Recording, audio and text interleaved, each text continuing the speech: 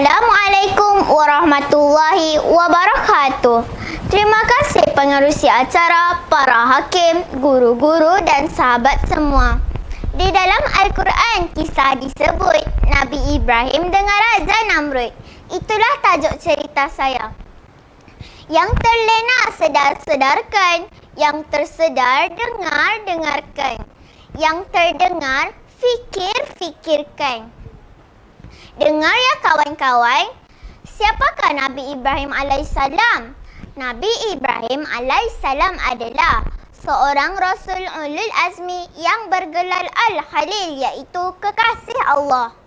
Bapanya bernama Azar, pembantu peribadi raja, juga seorang pengukir patung berhala.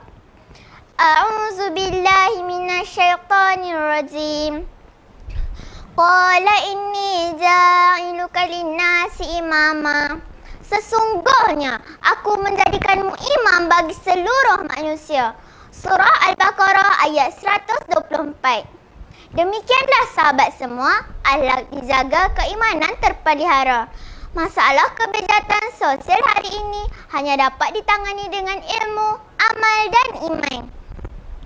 Ya ayuhal asdiqa, kota Babylon diperintah oleh seorang raja zalim, angkuh dan berkuasa. Namrud bin Kan'an diberi nama. Saban hari Ibrahim berdakwah, biarpun seruan tidak diendah. A'udzubillahi minasyaitonirrajim. Fattabi'ni ahdika sirata sawiyya. Ikutlah aku, nescaya aku tunjukkan engkau jalan yang lurus. Surah Maryam ayat 43. Sahabat sekalian, Nabi Ibrahim telah mengatur rancangan, iaitu berhala-berhala baginda musnahkan, kecuali yang paling besar. Peristiwa tersebut sampai ke pengetahuan Namrud. Apakah benar ini semua angkara kau, Ibrahim? Soal Namrud. Dengan tenang Nabi Ibrahim menjawab, A'udzubillahi minasyaitonirrajim. Qala bal fa'alahu kabiruhum haza fasluhum in kanu yantikun. Sebenarnya patung besar itulah yang melakukannya. Tanyalah kepadanya jika ia boleh berbicara. Surah Al-Anbiya ayat 63. Namrud berasa amat tercabar. Ibrahim ditangkap, dihukum bakar. Syiar Allah bersifat maha besar. Diinginkan api, ia bertukar. Ya kawan-kawan, berani kerana benar. Seperti mana yang berlaku kepada rakyat Palestin, masih lagi memperjuangkan hak mereka sekalipun hidup menderita. Ya ayuhal asdiqa, Namrud menjadi semakin marah. Pengikut Ibrahim kian bertambah. Hilang pengaruh, tidak disembah. Debat diatur, penebus maruah. Hai Ibrahim, apakah kehebatan Tuhanmu? Soal Namrud. Sesungguhnya Tuhanku menghidupkan dan mematikan, jawab Nabi Ibrahim.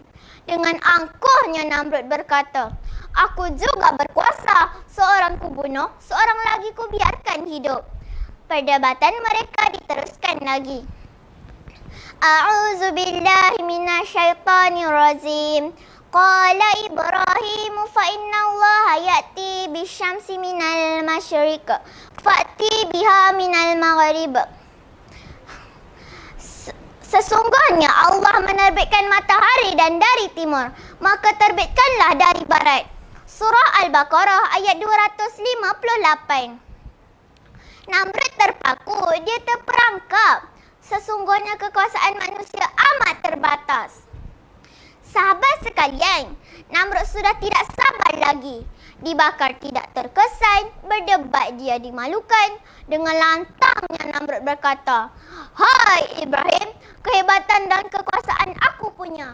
Ayo, katakan pada Tuhanmu, turunkan para malaikat agar boleh kucincang dengan lumat. Bila kekufuran beraja di mata, bila keangkuhan bersultan di hati, tunggulah pembalasan ilahi. Seketika, jutaan nyamuk muncul di hadapan mata, menghisap merata daging yang ada dan masuk ke telinga Namrud. Namrud menjerit kesakitan sambil memukul-mukul kepalanya sehingga 40 tahun lamanya. Akhirnya tamatlah riwayat Namrud yang sombong di tangan makhluk Allah yang paling kecil itu. A'udzu billahi minasyaitonir rajim. Wa aradu bihi kaidan faja'alnahumul akhsarin. Mereka berbuat jahat kepada Ibrahim, maka kami jadikan mereka orang yang paling rugi.